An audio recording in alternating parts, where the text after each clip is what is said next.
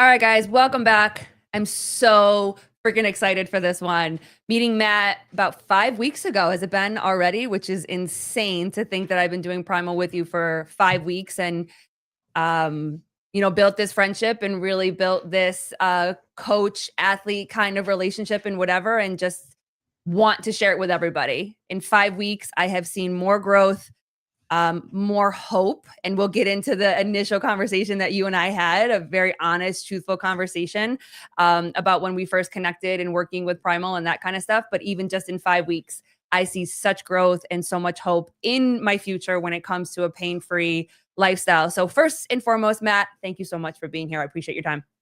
Yeah, absolutely. When you mentioned that you wanted to hop on and have a conversation, I'm down for that, especially when we're talking anything mobility related. You won't Yeah. get me to shut up. So I let's love go. that. I love that.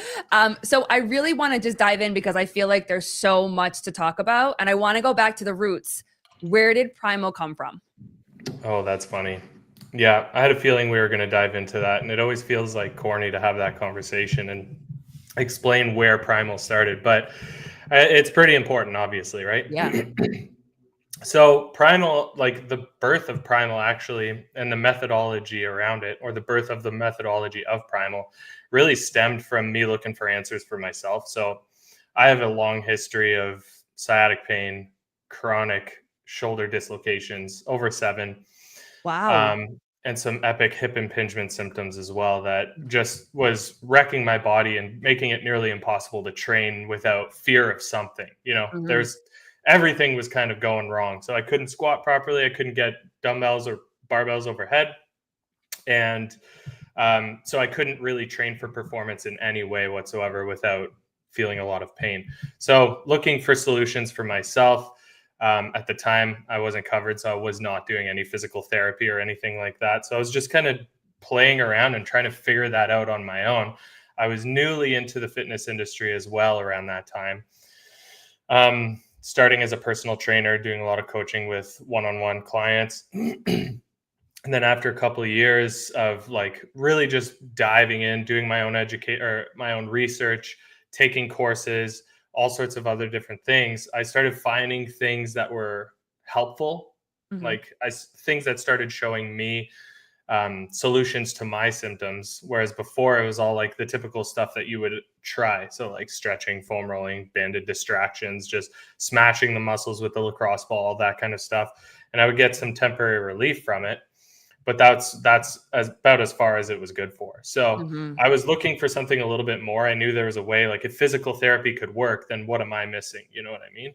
So I Mhm. was just trying to find my way on my own. And then after taking quite a few courses, I started to pick pieces that made sense and throw away things that didn't seem to work out for me, and just kind of combine everything from all the various different aspects of fitness that I was getting used to and accustomed to, and then Mhm. started putting all those pieces together. So that's when I started kind of rounding my approach out Mhm. and seeing it far more as like a training protocol as opposed to like stretching.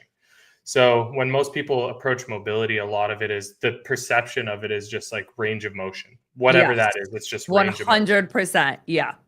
Right. And that's a Mhm. lot of times that's like, well, I need to stretch in order to get more range of motion.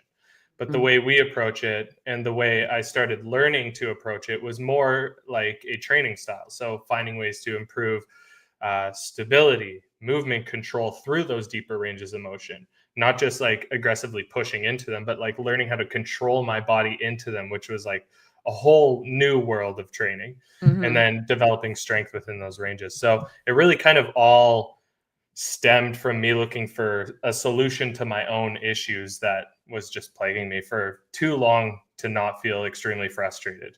Yeah, yeah. And I always love hearing those kind of stories where it's like I was searching for something and I couldn't find it, so I created my own. And it sounds like that you were able to find different programs of information and then trying it on yourself and saying, "Okay, I see the benefit of this. I don't see the benefit of this." But when you're speaking about mobility, all of those things that you said is exactly what we all think. And I'm guilty of this too. As a personal trainer, I have a lot of older clients and it's always mobility, it's range of motion. And I focus on increasing that range of motion, being in the stretch position, not just isolated stretching, but moving through and actively stretching and all those type of things. And so stumbling across your page, I was like, I'm missing something. You know what I mean? And we talk about that instant release or relief, I should say, the foam rolling, the Right, right. lacrosse ball, the barbell crushers where you're rolling out your quads so much and it's so painful and it gives you that instant relief. And I lived with that and have been living that with that for 10 years. But that's what we learn. When you think mobility, you think flexibility, not strength. So throughout your process, when did you realize, when did that mindset change for you where it wasn't just about your flexibility, but it really was about the strength within each position of that full range of motion? Well, a lot of it came from approaching my shoulders. So my when it comes to dislocations, you don't need more laxity at the joint. You don't need to stretch more. What you need is more stability. You need the tendons to be able to withstand stresses in various different positions and keep the joint together. Mhm. And so I understood at that point that it like although it felt tight and although it felt painful and stretching could feel like a little bit of a relief in those areas, I didn't need more range of motion. I didn't need more laxity at the joint. What I needed was more stability and strength.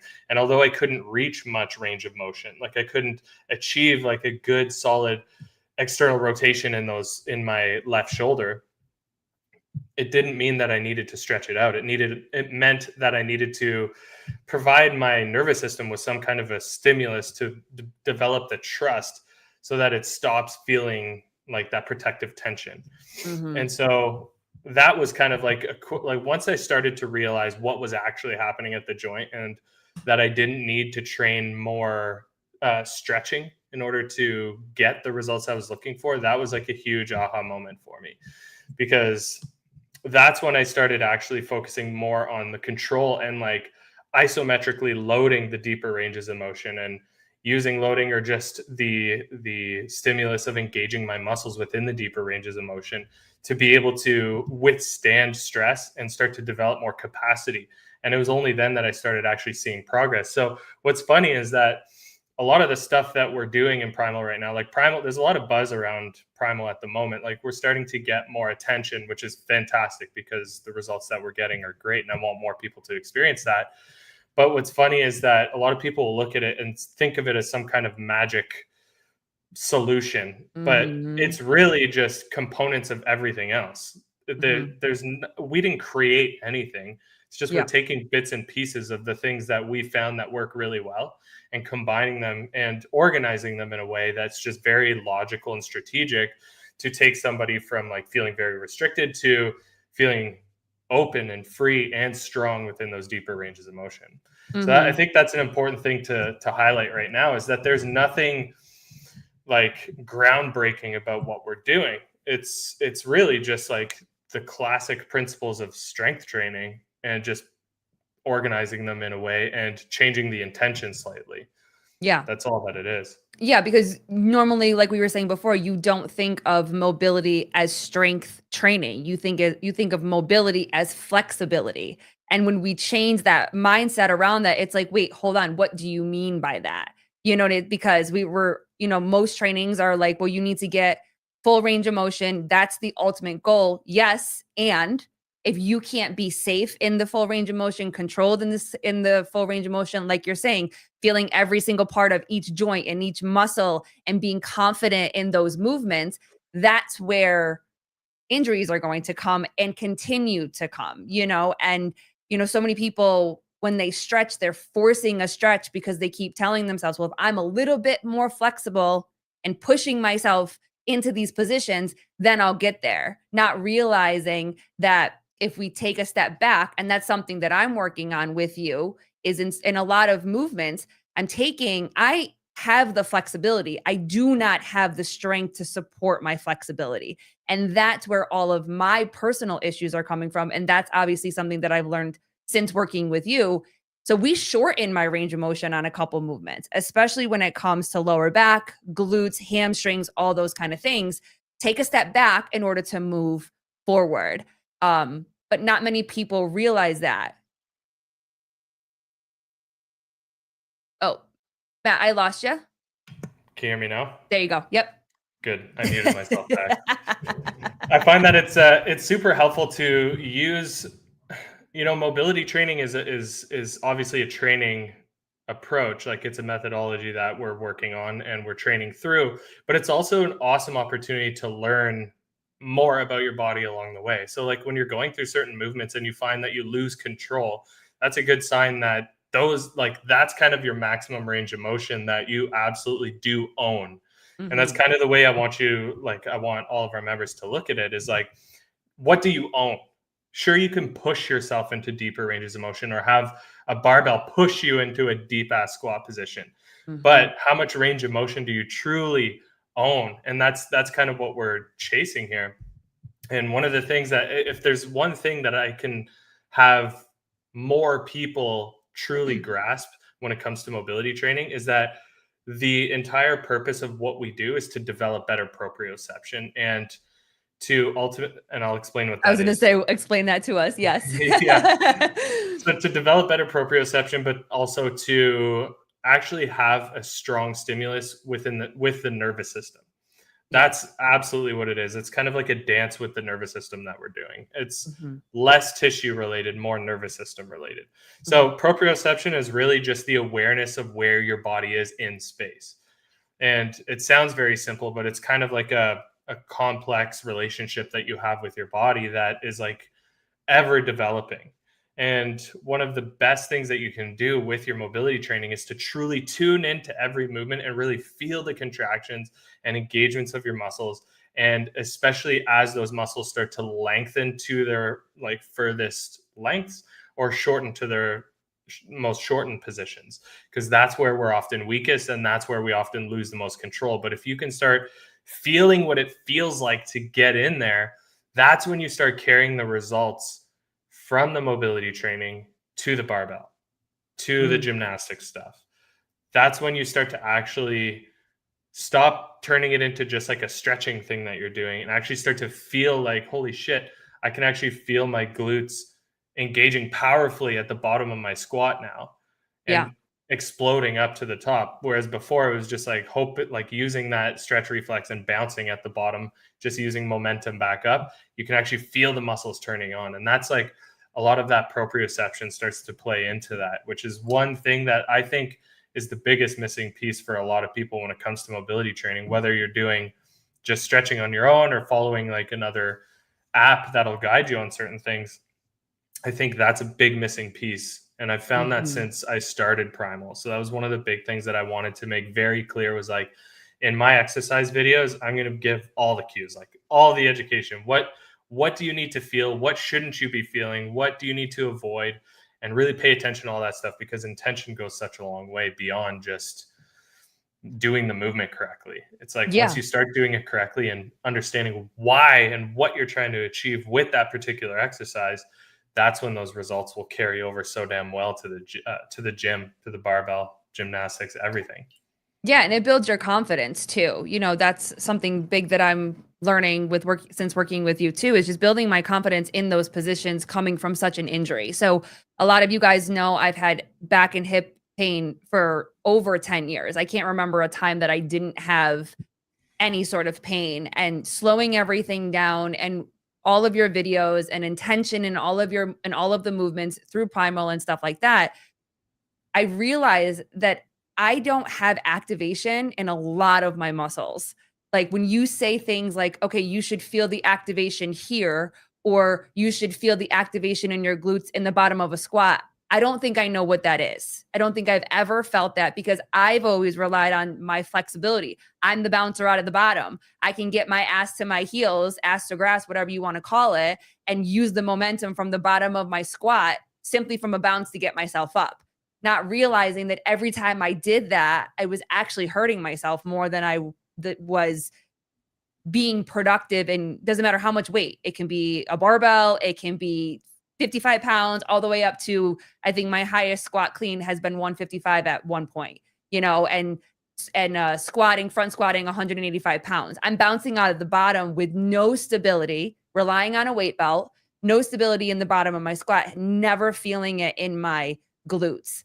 And that has been such an eye opener for me, because I'm like, wait a minute. When I message you and I'm like, hey, I don't feel anything in my left glute, but I feel everything in my right glute, or I feel nothing in my right glute because I can't activate my right glute the same way that I can activate my left glute. It's a reminder of, or like an eye opener of, holy crap, like we don't know shit. I didn't know shit. And even as a personal trainer that specializes, I thought at one point specializes and focuses on the importance of mobility, I'm realizing that I don't know shit about mobility in the sense of strengthening mobility for long term, not just those instant reliefs that we talk about, or forcing somebody into that kind of stretch. Yeah, it's hilarious because most people think that they know what to do and they're just like, I'm just not doing it. And it's like, okay, that's fair. And the thing is that the way most people would begin to approach their mobility is just not necessarily the best way that's going to drive adaptation moving forward. And again, I use the word adaptation because that's exactly what this is. Because again, it's also a strength training protocol, right? Mm-hmm. So there needs to be progressive overload applied to things. Now, when you're saying that you don't feel your left glute or your right glute or whatever, we call that afferent feedback. And basically, that's like a signal from your muscle to your spinal cord and back to your muscle. Mm-hmm. If you struggle to make that connection between like those two connections, it becomes very difficult to learn how to actually engage your muscles within those positions, right? So Mm-hmm.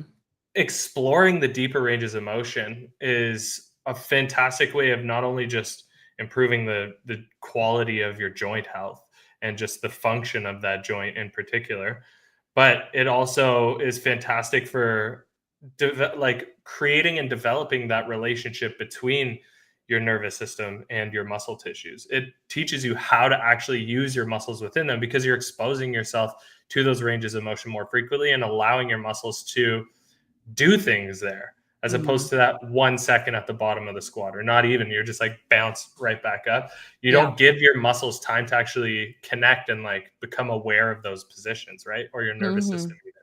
Yeah. So yeah, so it's kind of like that game that we play is like, let's expose you to those deeper ranges of motion. Let's expose your joints to the funky positions that it's rarely ever exposed to. Just spend some time there and get active. It goes Yeah. a long way. Yeah, I really want you to dive into the nervous system, and this, I call it the nervy feeling. Like I've been feeling very nervy lately with like feeling my nerves are lit all the way up. I'll never forget, and this was, I think, like my second week. There was whatever the mobility was that we had. Was it Jefferson curls, I something think it was walks, elephant walks and elephant Japanese curls. walks with dumbbells. And was like, oh, that's challenging, because getting into that hinged position is very tough on my back, my lower back. And I was like, oh, this feels okay. And the next day, I could barely walk. My nerves were shot. My hamstrings were completely shot. And I felt that for like 2 or 3 days. Like it was so intense. And with every other thing, I've been feeling more nerve pain. So I feel the soreness like you would normally feel on a heavy day or something like that. I feel the muscle soreness, but I'm really feeling my nerves more than anything. So I do wake up with a little bit more sciatic feeling of like up my back and down my glute. Can you explain a little bit more about what happens with Primal, with the nervous system, the connection between the muscle and the nervous system, like you were saying before?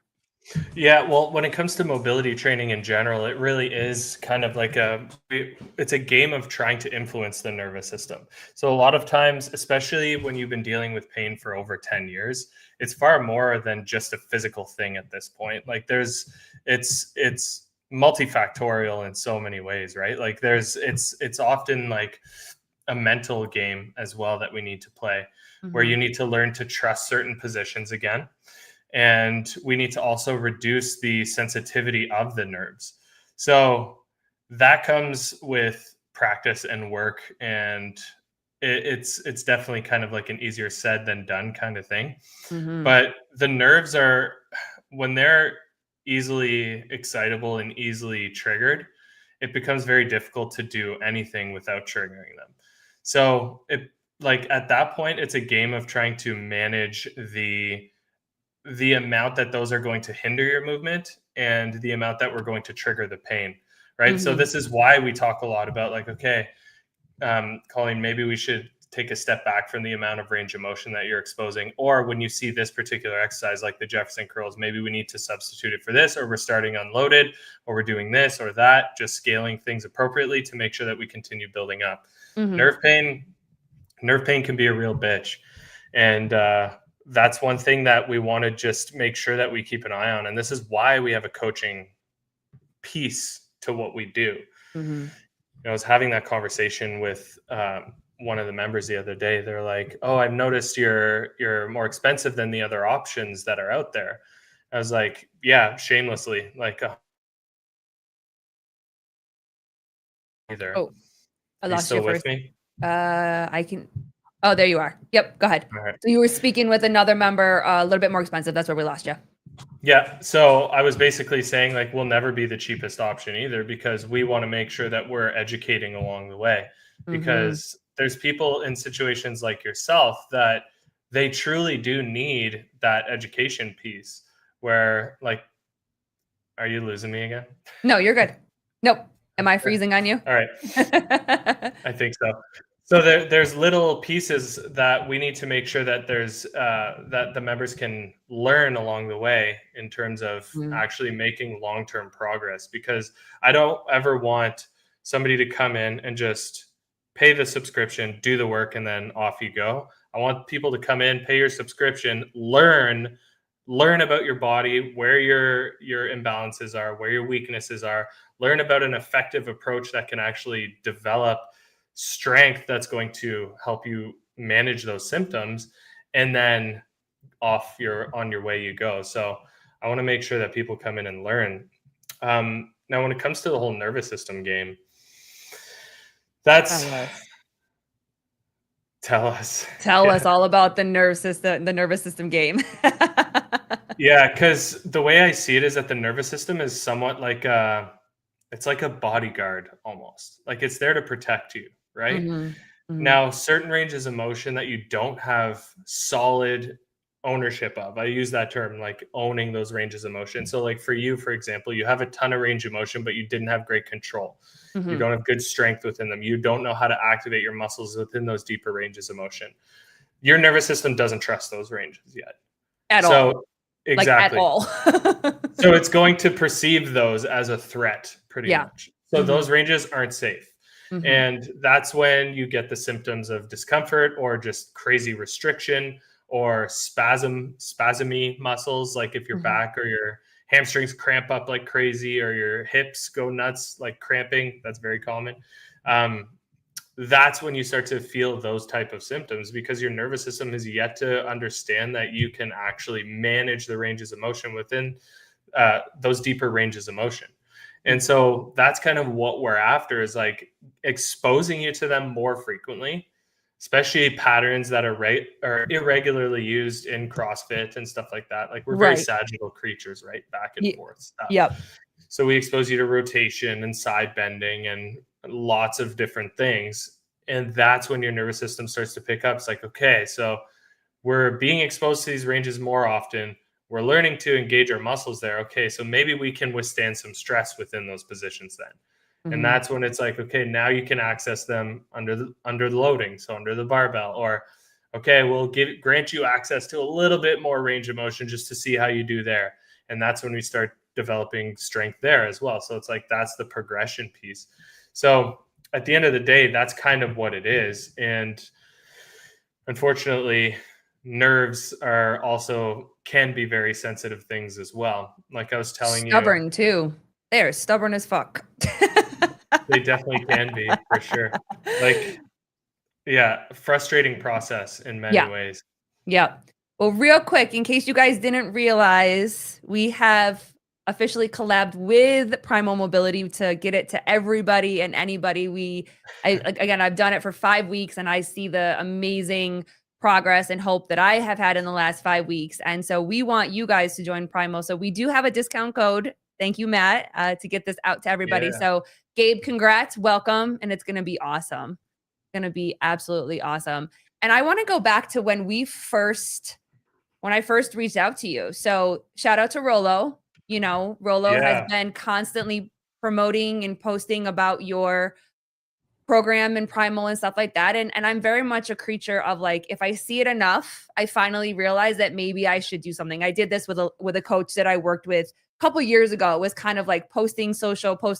Okay, fine. I see you. I will finally, reach out. And so I reached out to Rolo and I was like, hey, I would really like to talk to you about this Primal program. Do you have a second? And of course, as gracious as he is, he's like, yeah, we jumped on a quick call and I was like, tell me about this program. I have been dealing with pain for so long and I just don't think anything is going to help, but I see you doing this. So I'm kind of looking for that last hope kind of thing. And so he explained everything and he's like, just try it. But again, even like you said, this isn't a magic fix. It's really, if you're going to be consistent and you're going to put the work in, what I'm telling you is that you're going to get the results.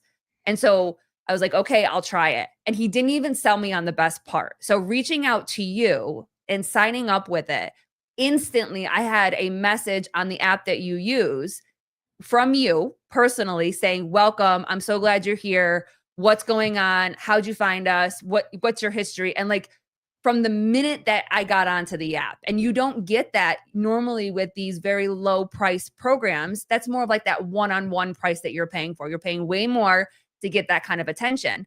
And so when we started having that back and forth and you asked me, I was brutally honest with you. I was like, I don't have any hope in anything, but I'm living with pain for over 10 years. I trust Rolo and I'm here, but I'm really not hopeful. And your response back to me was really cool. You're like, great, let's go. So do you get a lot of people that come to you as that last hope and brutally honest of like, hey, I don't trust this program, and you're still just like, I'm so glad you're here, like let's get to work? Yeah, it's definitely not like an unheard of conversation that I have, but it's not the most common. Yeah. The thing is that we need to, when somebody comes in with that type of perspective, it's all about just being open-minded. And that's all I ask for from people is like, if you feel like you're at the end of the road, just let's give this a fucking shot. That's it. Yeah. It's And okay. really at the end of the day, You can swear. You can use the full F. It's fine. that I get really passionate about those types of conversations because I felt like I was close to that myself when I was dealing, like when I first started everything. We had that conversation at the beginning of this podcast. Yeah. I felt like I was close to that as well. And I understand how frustrating and demoralizing it can really be. But I love those conversations because it's like, well, fuck, there's only up from here, Yeah. So it's like, what else are we going to do? Let's give this a shot. It's trial and error. We're going to find things that your body's not going to agree with. That's fine. That's a learning opportunity, but that's part of the process. And it's like, you wouldn't expect to, on day one, get to the barbell and think, okay, I'm going to squat 315 pounds. It's like, that's a fucking decade of work for most people. Yeah. So if not like, longer. If not longer, yeah. So that's the thing, right? Is like you can't expect like 1 week and things are going to change. I often share on my social media, and I really want to highlight this. I'll share on my stories like that first session never misses. And it's always like a snapshot of a new conversation I've had with one of our new members. Like, I just did my first session and my shoulder pain is gone. And it's like, I often put that on my social media, and it's always just to show people like, this is something that's a powerful approach, but there's a huge caveat there. Like, nothing has fucking changed. We haven't done anything yet. There's zero progress that has been made. Right. So like that Stay is just, with me. Stay with me. Don't think it's always going to feel like this. Stay with me now. Yeah. Exactly. And that's the thing about fitness is that honestly, there's so many ups and downs in the process. You're going to find things that your body doesn't agree with, and that is okay. And then you're going to find things that feel incredible as well, where it's like, this is how I should feel. This is what, like, that's the glimpse of hope that I needed, Yeah. So really, it's, at the end of the day, like those sessions where it's like, that felt incredible. that's like, okay, that's a good sign that your body is adapting or will adapt and respond well to the work that we're about to do. So don't see that as like, this is the solution. I'm pretty well cured now. This is all I've needed. It's like, we still have a lot of adaptation to work through. Yeah. We need to stimulate the body. Absolutely. Meg, Colleen pulled me into the dark side with this. Took me some time, but she got me. Welcome. I love her. She's great. We just But started a couple days ago. yeah, but I get that. I get the hesitation. I get the nothing is going to work. Nothing has worked. Chiropractors, and this is no judgment on any other type of service that's out there, but chiropractors and ice baths and heating pads. I mean, I used to live on my heating pad for hours because I just could not get up from the couch. I couldn't like reach past my toe or past my knees. Like I had to sit and like bring my leg up to put my socks on and tie my shoes because my hips and my lower back were in so much pain.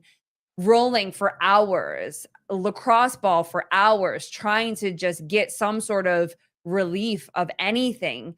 And I get the hesitation because that's exactly what I said to you. I'm like, I don't think this is going to work, but I'm kind of out of options and I want something to work because I don't want to give up CrossFit. And I really don't want to give up moving and picking up my kid and playing with my kid. I can't jump on a trampoline because my back is so bad. Like, so when I go to the trampoline park with my kid and he's like, Mommy, come jump, I've got 2 jumps in me and then I have to get off the trampoline because that impact on the trampoline goes right to my back, right to my hips. And then I can barely walk for the rest of the day. And so for me, long term, I'm like, this is more about just going into the gym. This is about just living my life being pain-free. And I have to, and I'm grateful again for another layer of the interaction that we have from coach to athlete is that you feel good in those sessions, but for me, I still wake up in pain every day. And so there is part of me that's like, it's not working. It's not working. It's supposed to fix things. But again, we want everything fixed right now, and one of the things that you said to me when we first started was, Colleen, you've been feeling this for over 10 years. We've got a lot of fucking work to do and it's going to take some time. How do you support athletes that come in and expect those things to be done right away? And you're like, dude, you got to give me some time. It's going to take some time. How do you navigate that from a coach's perspective? At the end of the day, there's only so much we can do. You know what I mean? Mm-hmm. And sometimes like it really comes down to being open-minded to those, to a new approach, especially when, there's a lot of claims that I'm making on my social media, and there's a lot of things that people will see on my social media and be like, this guy might be full of shit or something. Listen, right? you do those moves all the time, and I'm like, Coach, come on now. There's no way. There's no way that I'll ever be able to do this. You're like, hold on, maybe down the line, but not right now. Yeah. Like I'm doing loaded Jefferson curls. You're like, I would break. I'm like, you like shut your when mouth. You're curling like side to side. I'm like, there's no fucking way. I'd be in the hospital, like replace my whole spine. Yeah. You're like, I'll never be able to do that. I'm like, don't you dare speak like that around me. Exactly. Yep. Yeah. So it's all about just being open-minded and also just believing. And one of the other things I told you was like, you're probably far more resilient than you believe that you are. Mm-hmm. And a lot of that comes from that decade-long period of being in pain and feeling like everything hurts your back. Yeah. Right. So it's like, I am fragile. That's kind of like a narrative that you may have started building up in your mind. Just even if it's way at the back of your mind, you may have started building that up. And it's like, let's start tearing that shit down. Like, you're more resilient than you think. And that's kind of like where I really want to start people to start understanding. Like, I'm wearing a shirt that says train for chaos. My clothing says train to bend, not break. Like, things like that. Shout out to Vindicate. He's in here. Shout out to Travis. GTP 27. It's at the bottom of the screen. There's a QR code, and scan that, and then you can use the code GTP 27 for your discount. Travis is the man. He's the man. He's awesome. Yeah, he is. So the reason like our apparel says that is because that's the perspective that I want people to start taking, is like, that's what we do at Primal. We turn you Mhm. into a fucking machine that can withstand stress. And that's what it is. It's like, I want you bending your back under load. I want you twisting and rotating your hips and getting your knees over your toes. And like, I want you to be exposing these things that were for so long like demonized in the industry, just because people, the stress on certain areas is increased dramatically within those positions. That doesn't Mhm. mean that they're inherently dangerous, right? You got to build your way up to it, obviously. And that's Yeah. why when it comes to like Jefferson curl stuff, like sure, I'm doing 185 Jefferson curls, like that's where I've worked up to at this point. Right. There's no way I would have you doing anything close to that. Right.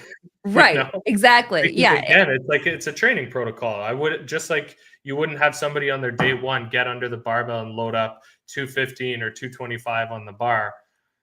You wouldn't have them doing Or heavy loaded deadlift Jefferson 500 curls. pounds just because it's day one. Like you would Right. never, No. never put someone in that position to do that. What do you, what about you hear a lot from clients about this idea of bulging discs? And usually what you hear from that is anything that has to do with the spine, with the lower back.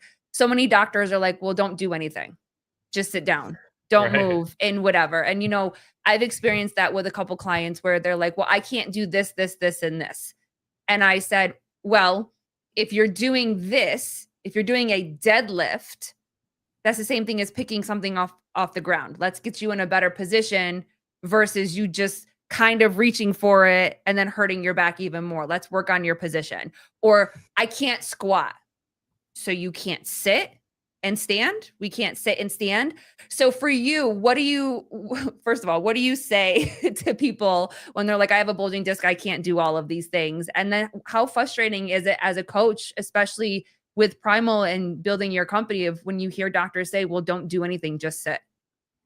Well, that's definitely like the last fucking thing. I think most people are starting to understand that just doing nothing is not an effective way of managing pain.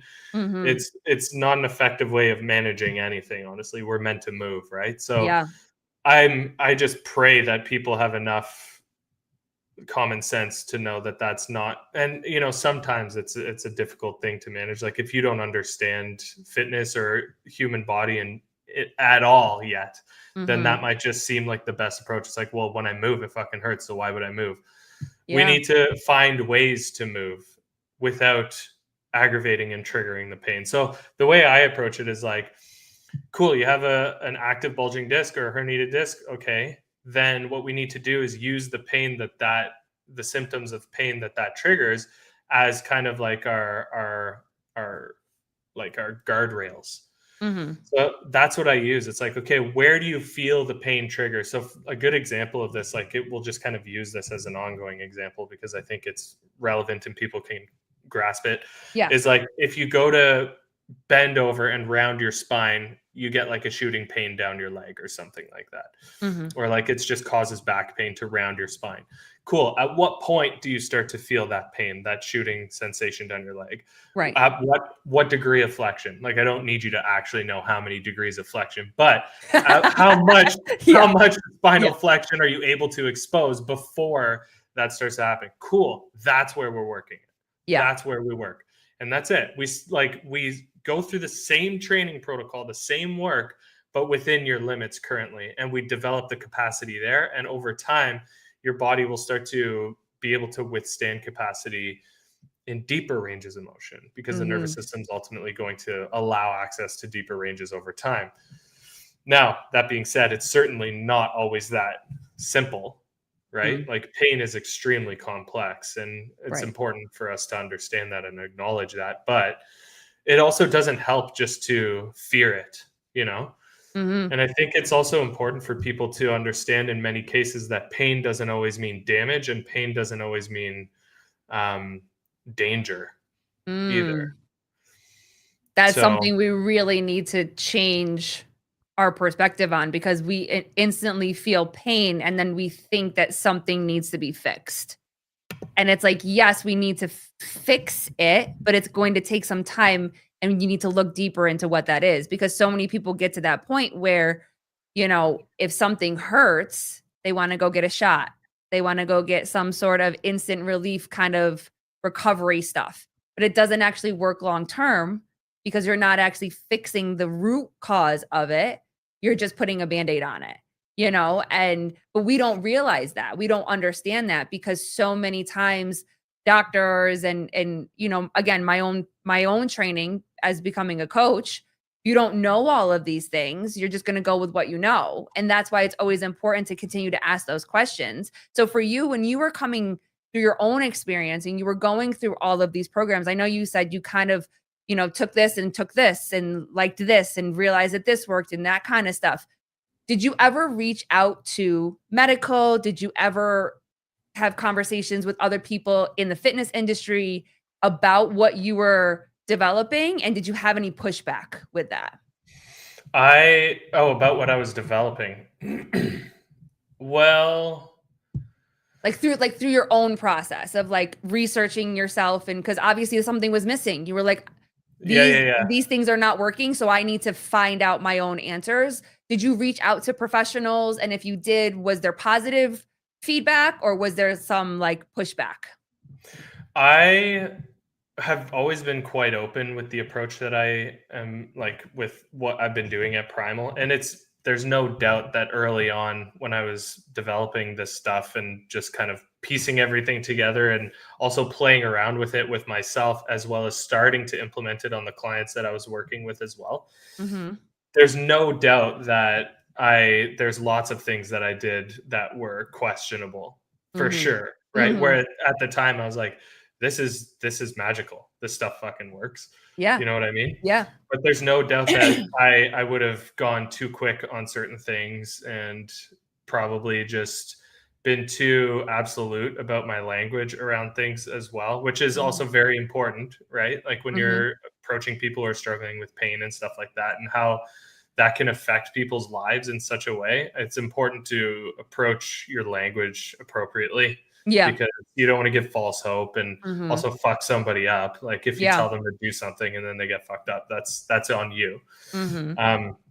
So there was some times early on that I remember that because I had dealt with my own sciatic issues, where I was helping others who were dealing with sciatic issues, and then starting to kind of like get I don't know if you would say getting a chip on my shoulder, but feeling like proud of what I was doing and like I know what it takes to overcome that stuff.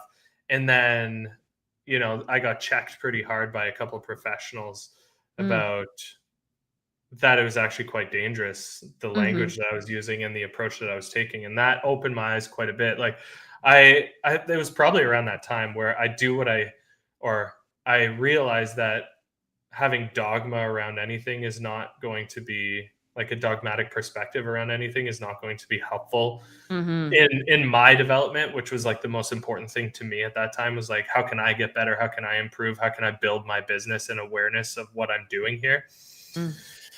And I think that the getting rid of like that dogmatic perspective was huge, and just keeping an open mind is something that's been critical. So like at this point where I'm like 7 years into just working online with Primal, because again, I started Primal in person for a couple of years before that. So we're going on almost a decade of doing Primal stuff.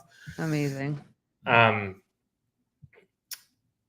think it's been absolutely critical for me to keep an open mind and understand that you just don't know what you don't know. And the fucking amount of times you don't recognize what you don't know is like ridiculous. It's like, you really don't know shit for the most part. So that's what I said earlier. I don't know shit, and exactly. We think we do. And I truly believe that as coaches, we do the best with what we know. And I think we, not only with coaches, but just humans in general, we do the best with what we know. And when we stop expanding and we stop learning and we stop being challenged of like, hey, you've done it this way. And that's why for me, I think I was more intrigued with Primal as a coach perspective, because I was like, oh shit, if I can learn this from a coach's perspective, how much more can I help my older clients that are dealing with these back pains and hip pains and stuff like that, not thinking about putting myself first.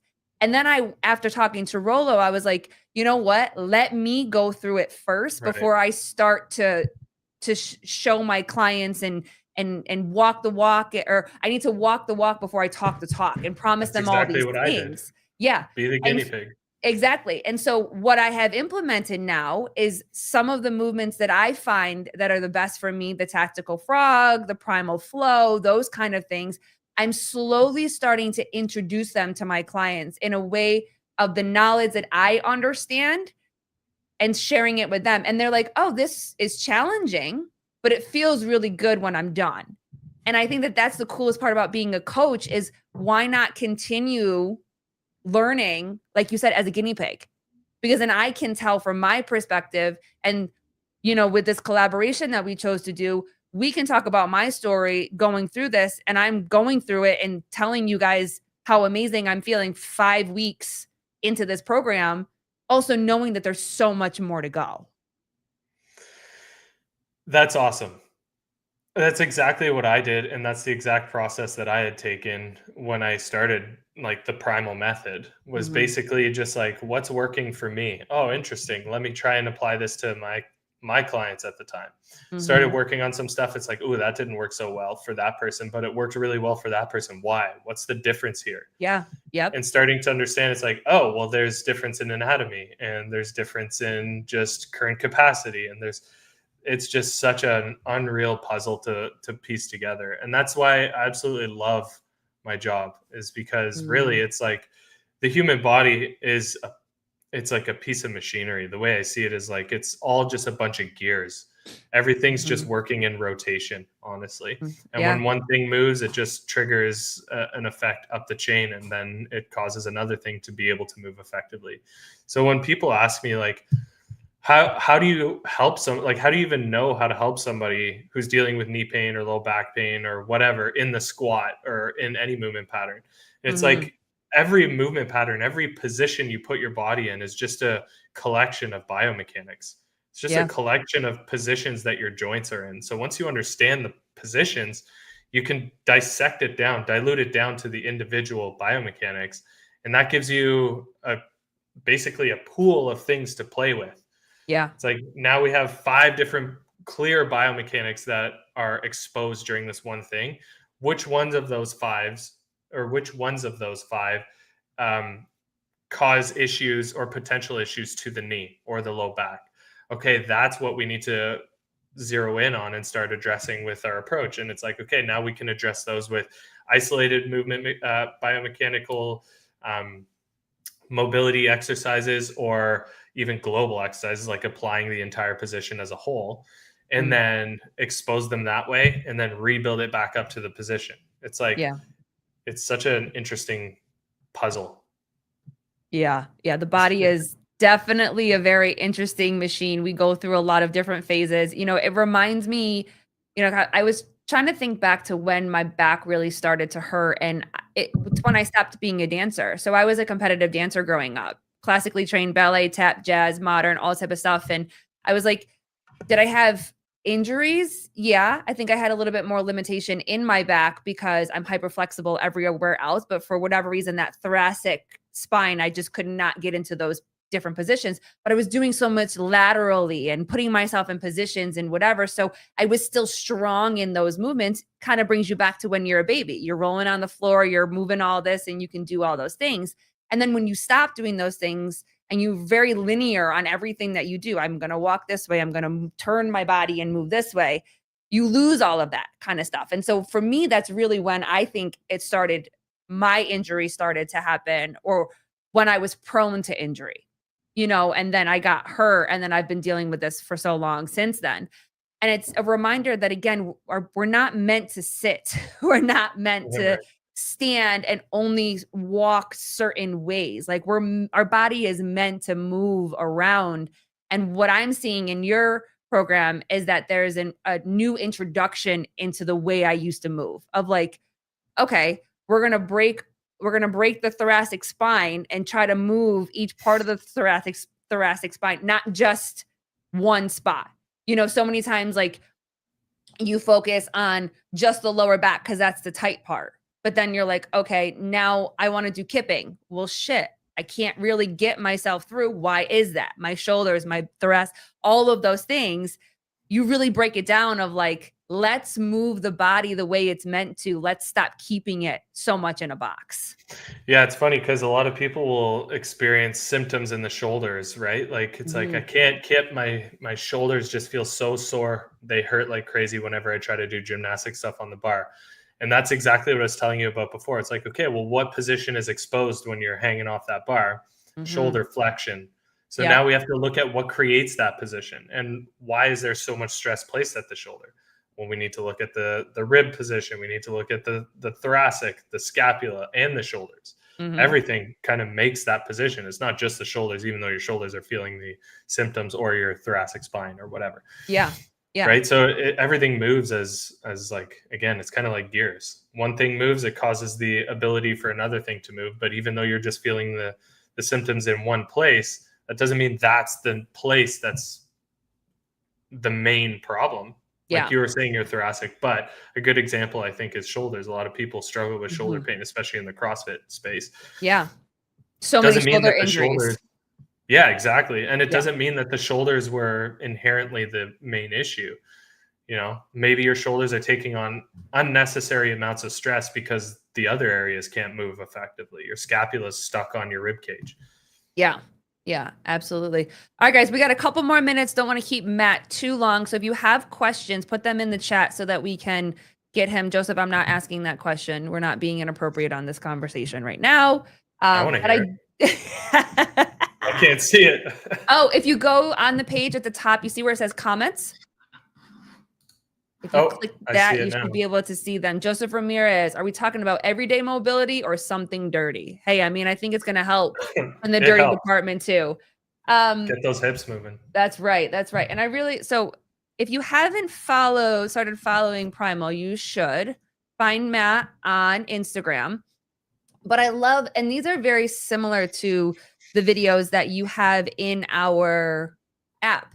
Obviously on the app, you're talking about specifics more, but you really show and break down each movement, why it's important, what the focus is. I mean, this 90-90 is a prime example because when you're doing that, most people think like you're just swinging your legs. And if I'm swinging my legs and I'm able to touch my knee on one side and touch my knee on the other side, I'm flexible, I'm mobile, my strength is great and everything is fine.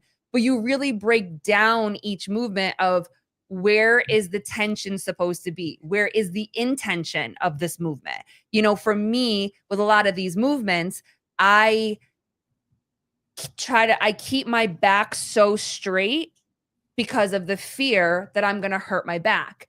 And so the challenge for me is getting into that position of putting my hands back on the floor and allowing the full range of motion to move through the movement to get the actual intention of each movement.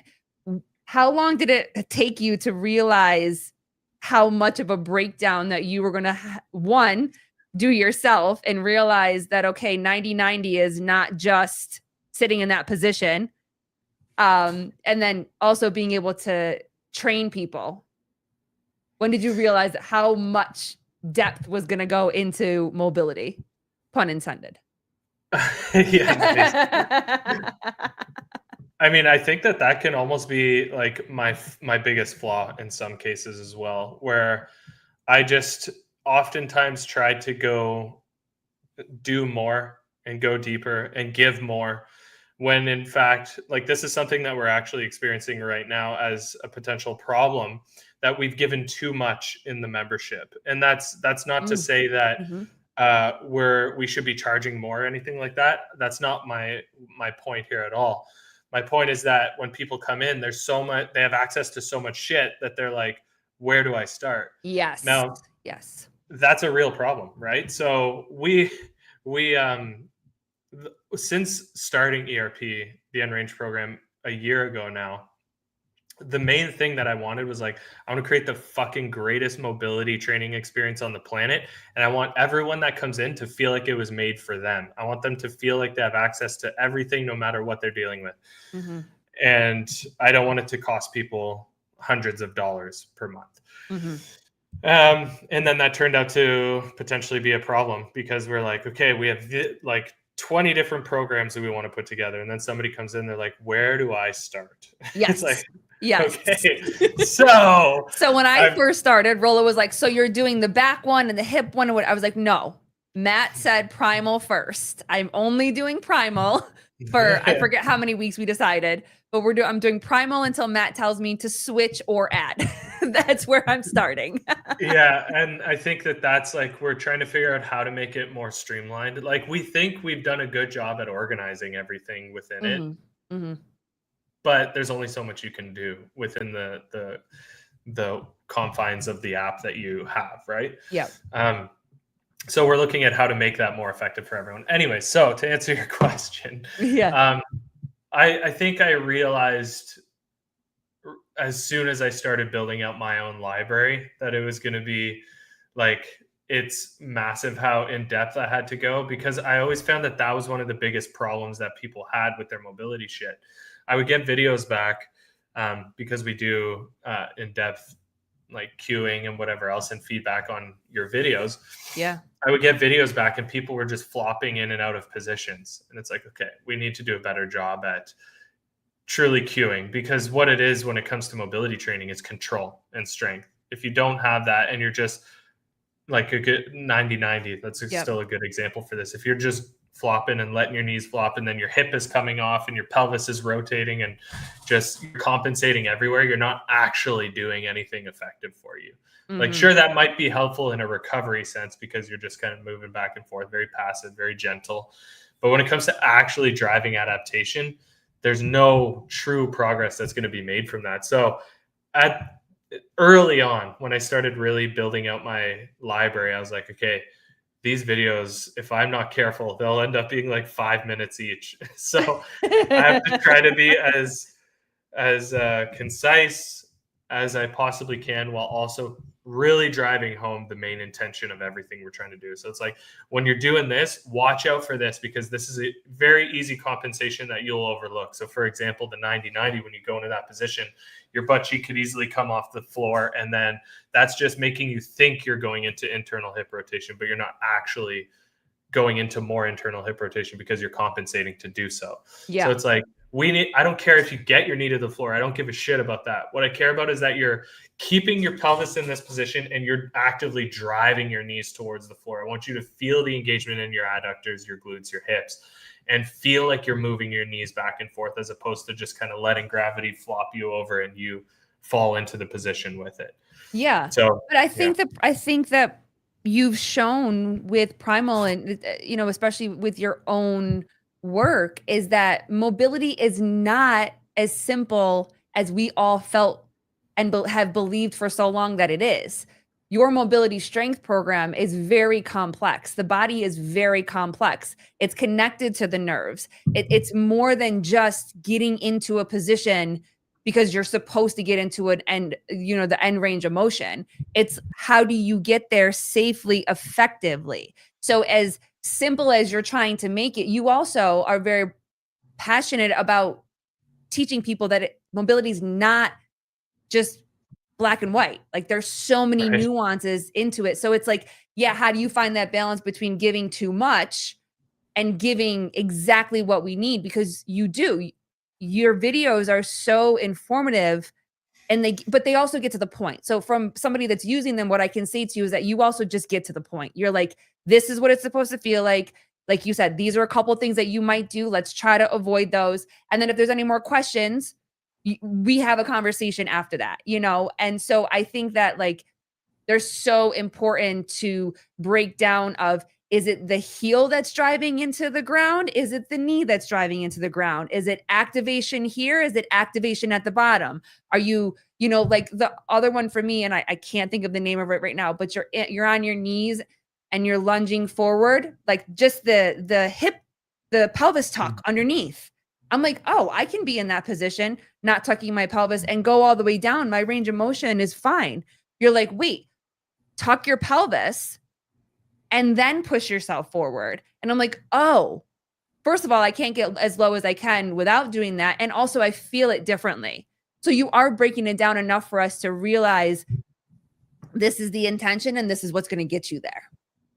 I think I'm smiling and giggling to myself here because I think that my ADHD helped me in terms of breaking it down and simplifying things because I'm too dumb to understand super complex shit. So it's like the more we can simplify this, the better I'm going to understand it. And I need to understand it for you guys to understand it. So Yeah.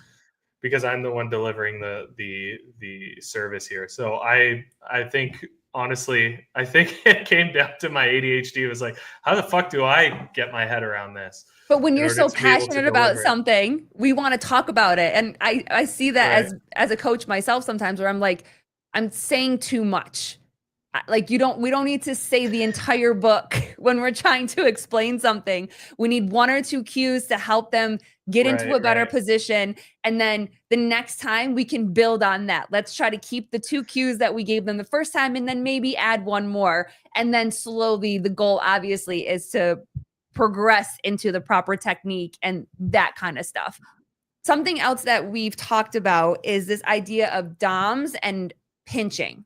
So there's some movements that you want us to feel that DOM effect, but not pinching. So can you explain the difference between those and why it's more important to focus on the DOMs effect versus and staying away from the pinching? We don't really want the pinching when it comes to movements.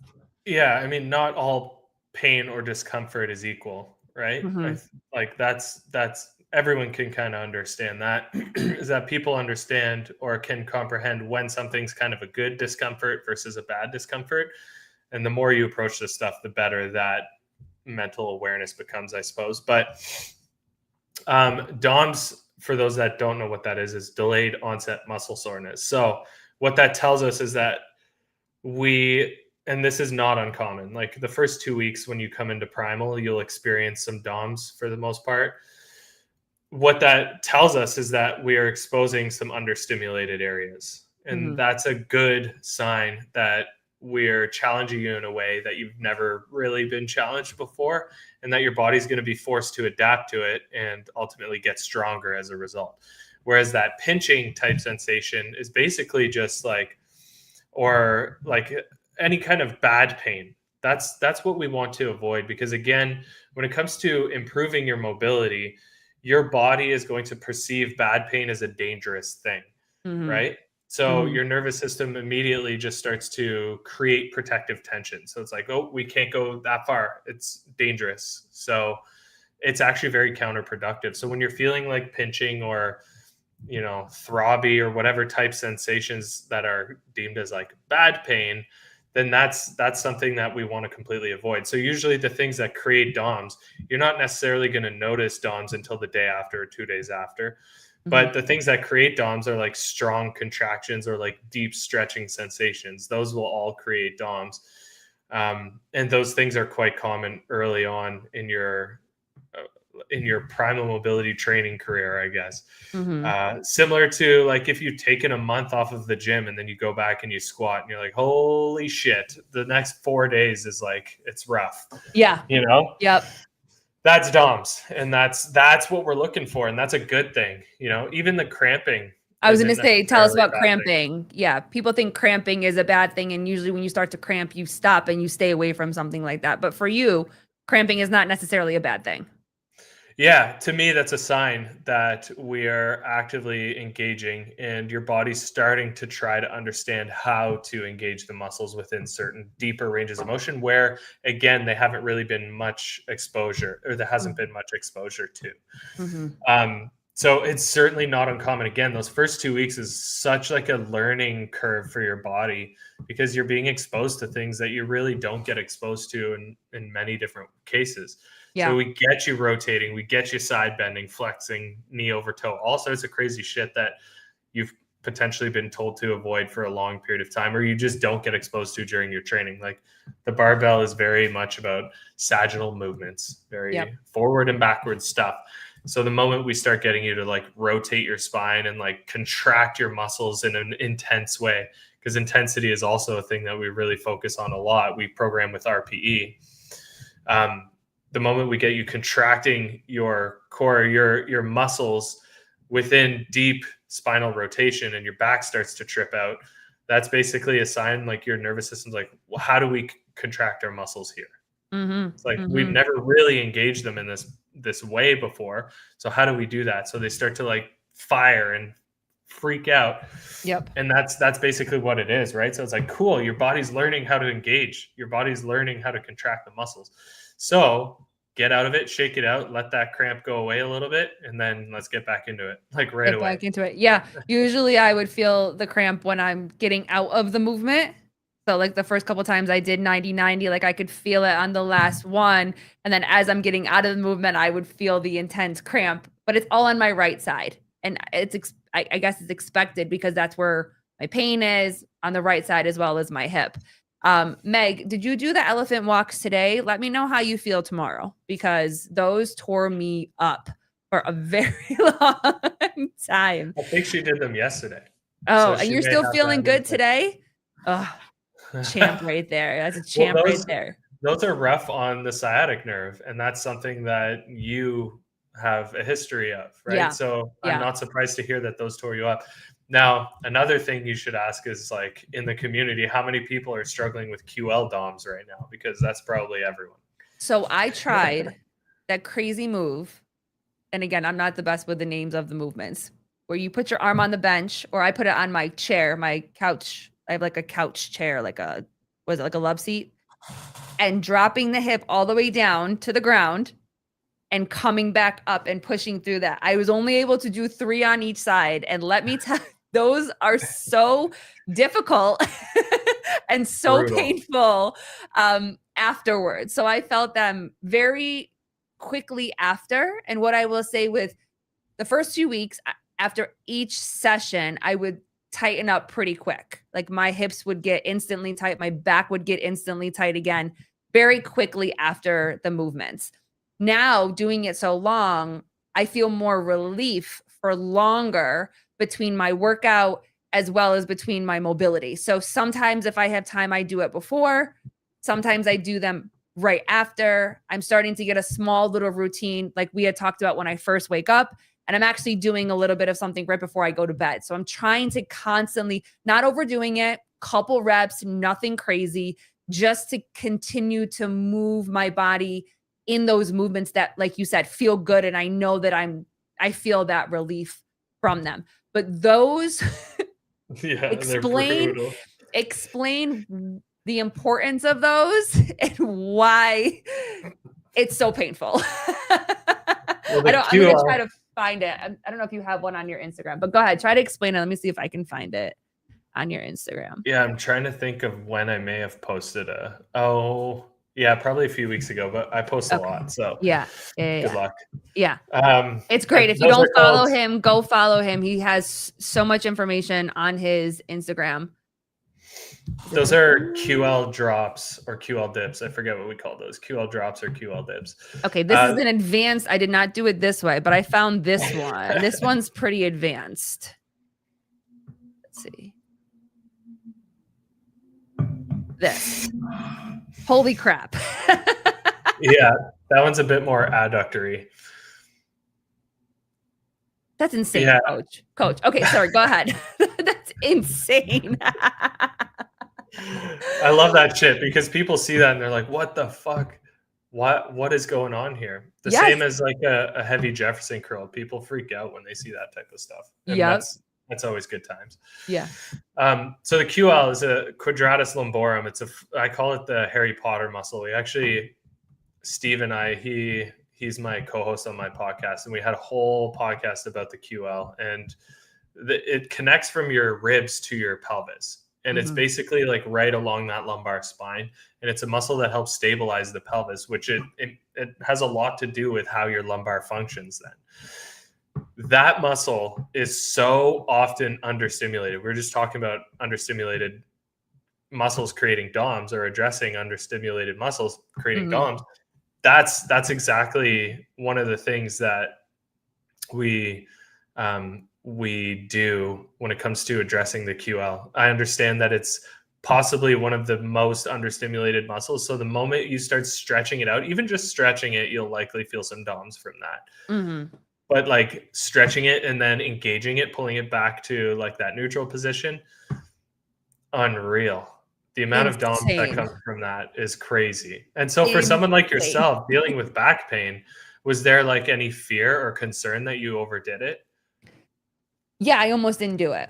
I did the first one, which was the kneeling, lateral leaning. I did those. And then I saw the second one. And now this was the optional, so Monday through Friday, we have the primal. And then on the weekend, you give us some options if we want to do them over the weekend. And that was one of the optional ones. But I knew I needed something. And so I was going to go into my normal routine of what I've been doing. But I was like, let me just see what's on Primal and see if there's something different that might be good. And then the minute it said lower back, I was like, cool, no problem. So I went on to the app and I clicked it. I saw the first one. I was like, oh, okay, that's doable. And then I saw the second one and I instantly was like, there's no way that I can do this. This is going to cause me more pain than it is going to help me. But then I stopped and I was like, if I'm going to do this, I have to take the challenge. I have to love that. Push myself not to the point of break. I'm not trying to break myself. I'm not trying to make things worse, but I have to get out of my own way to try something. If I'm saying I'm trusting the process, I have to actually trust the process. Right. So my chair is pretty low. So the range of motion wasn't crazy. Like it might have been if it was on a bench or a higher surface. I took it very slow. I did one and then I would come down and then I did it again and just kept things very slow. The left side wasn't as bad. The right side, I could feel it almost instantly in my back and in my hip as I was going down. So this way. So if my left hip is going down, I felt it all on my right side. Whereas if my right hip was going down, I didn't feel it. It wasn't uncomfortable, if that makes sense. So I'm in the position, my left hand was on the couch and I was dropping my left hip to the ground. And as soon as I started to get that little C arch on my right side and really dropped down, I felt it all on that side. And what'd you feel? Pain. Like I felt pain. Yeah, this is where I would start to dive into like what type of pain and what type of symptom exactly was it. Like more information on the actual sensation is super helpful there. So it was more like it felt a little sharp at first. And so because it felt a little sharp, I think I got nervous. So like, I think the rest of my body kind of tensed up and wasn't really able to, like I said, I still did it. I just slowed it all the way down, took my time, decreased the range of motion a little bit, but I went into it fearful. So I went into it, I believe that my nerves were already high because I was anxious. I was nervous. So I was already heightened and was expecting it to hurt. So then it hurt. So I'm not saying that the pain wasn't real, but I think the intensity of the pain was higher because I was already nervous about it. It's the same way when I do deadlifts. I really am not doing deadlifts at this point, but I did power cleans today. And I got up to 125.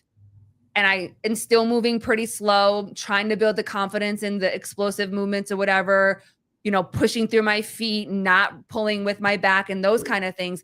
But mentally, if I'm like a deadlift, I can't do a deadlift because I'm going to hurt myself.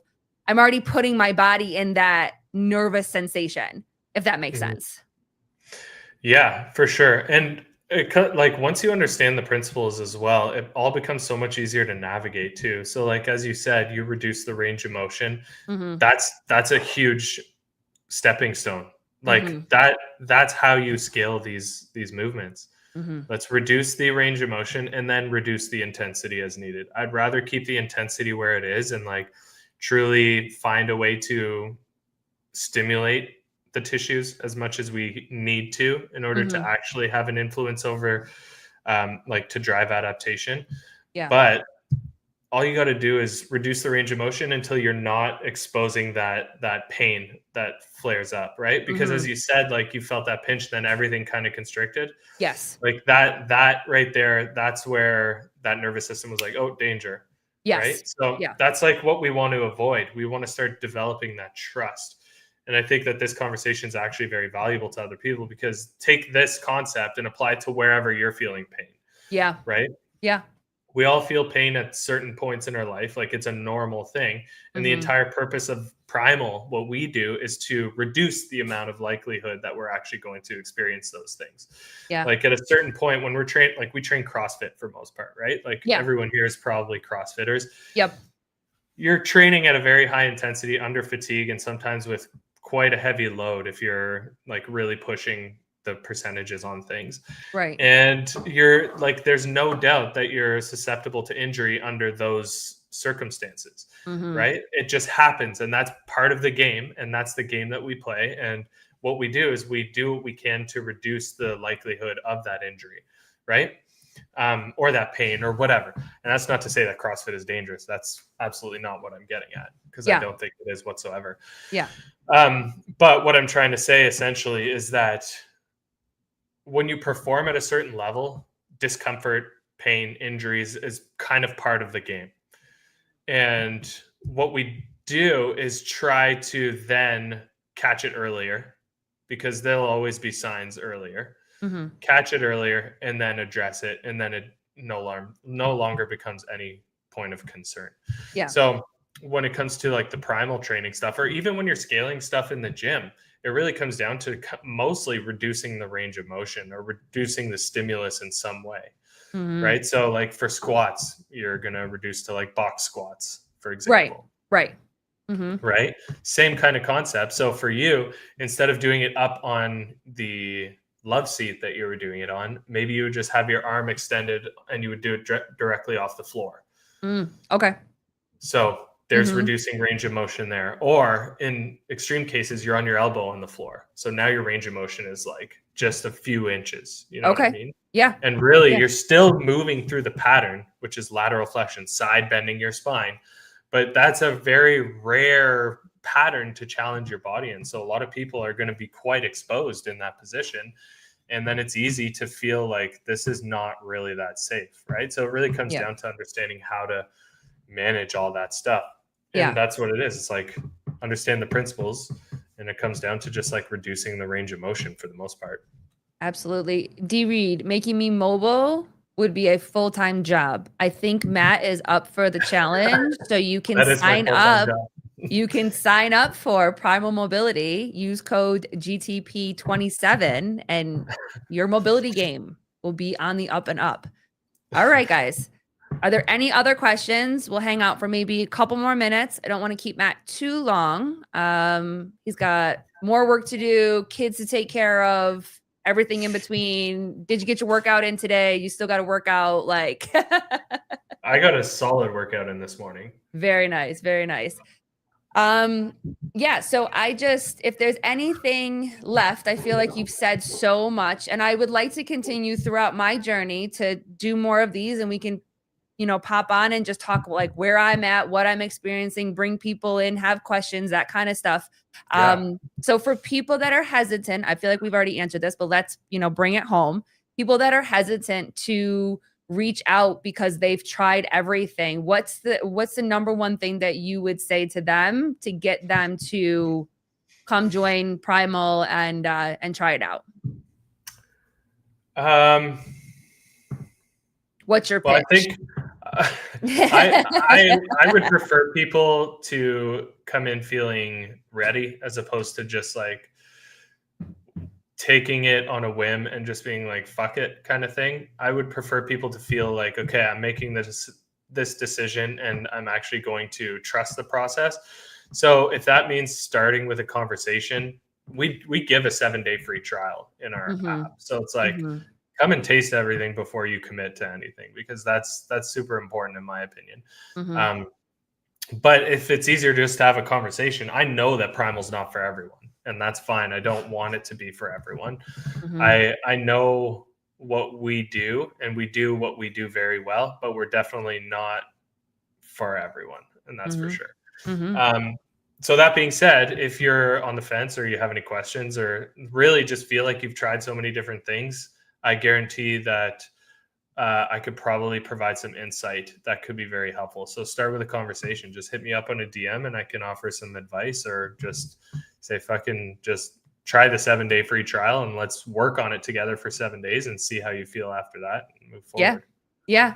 I mean, if you don't feel like you've gotten all the information and really seen the type of coach that Matt is from this podcast, I can say that within less than 12 hours, I think, after I signed up, I think it was like 3 hours, you reached out and we had that conversation, that initial conversation. And for me, that's what really put the stamp in it for me. Cause I was that one that was like, well, fuck it. If it's something else, maybe I guess I'll try it. I trust Rolo. Right.